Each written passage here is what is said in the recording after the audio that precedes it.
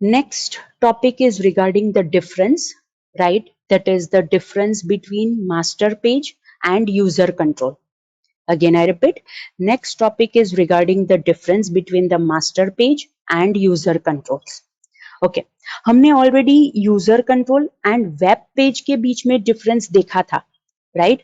Over here the difference is between the master page and user controls. आपको already पता है कि web form is the different thing and master page is the different thing.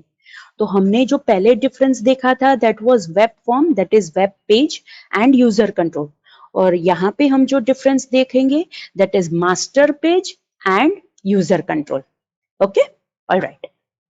So, first difference is regarding the extension of both the entity.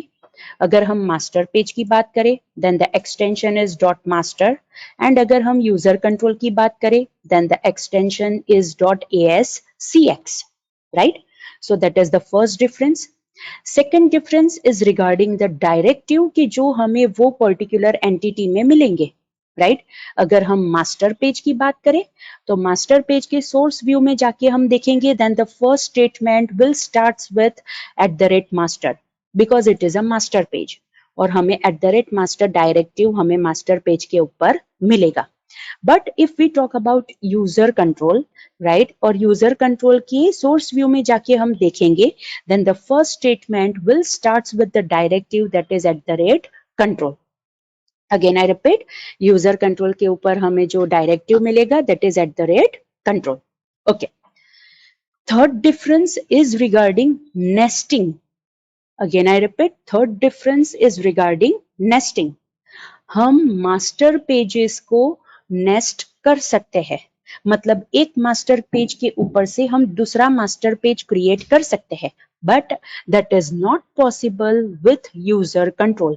हम user control को nest नहीं कर सकते, मतलब एक यूजर कंट्रोल के ऊपर से हम दूसरा यूजर कंट्रोल क्रिएट नहीं कर सकते, right? So that is the third difference.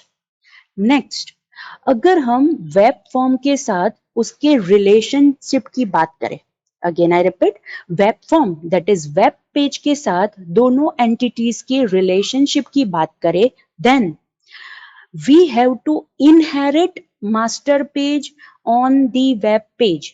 Again I repeat, हमें मास्टर पेज को वेब पेज के ऊपर या फिर वेब फॉर्म के ऊपर इनहेरिट करना पड़ेगा.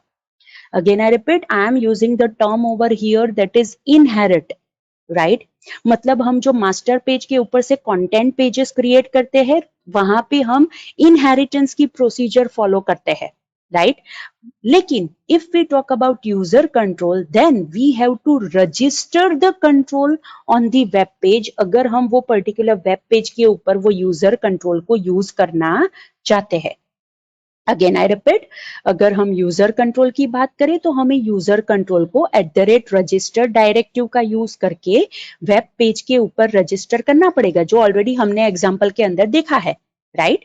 सो अगर हम वेब पेज के ऊपर यूजर कंट्रोल को यूज करना चाहते हैं तो वहां पे हम उसे इनहेरिट नहीं कर सकते, उसे हमें रजिस्टर करके यूज करना पड़ेगा, राइट?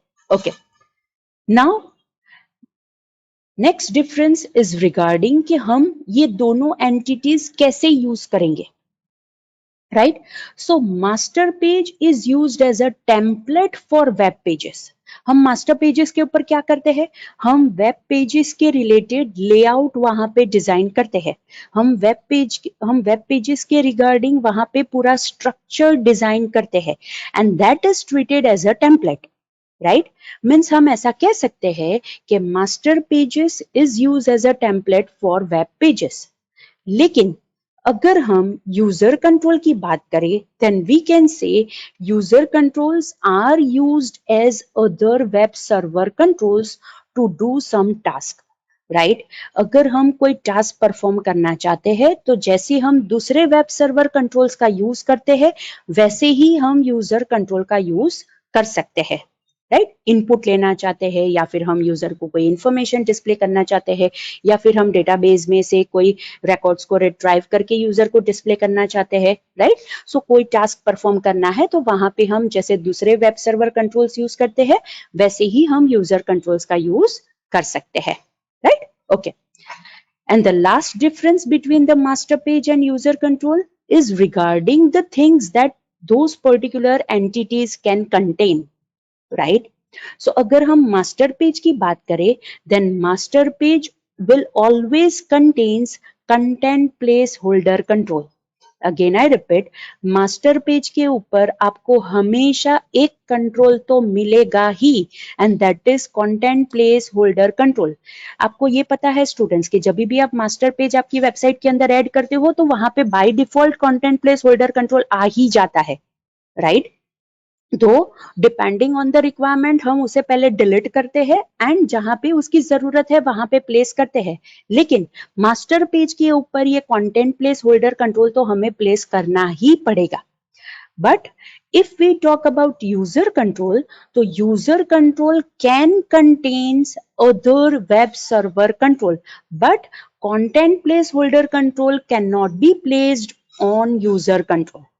राइट, यूजर कंट्रोल के ऊपर हम दूसरे वेब सर्वर कंट्रोल्स को प्लेस कर सकते हैं, लेकिन कंटेंट प्लेस होल्डर कंट्रोल हम यूजर कंट्रोल के ऊपर प्लेस नहीं कर सकते, because it is only related to the master page, right? Alright, so students, these are the difference between master page and user controls के जो आपको ध्यान में रखने हैं, राइट? ऑलराइट, सो स्टूडेंट्स, आज के लेक्चर में हमने 3 डिफरेंट टॉपिक्स देखे, right? First topic was regarding the forms authentication, right? And forms authentication again उसके अंदर हमने 2 डिफरेंट सब टॉपिक्स देखे.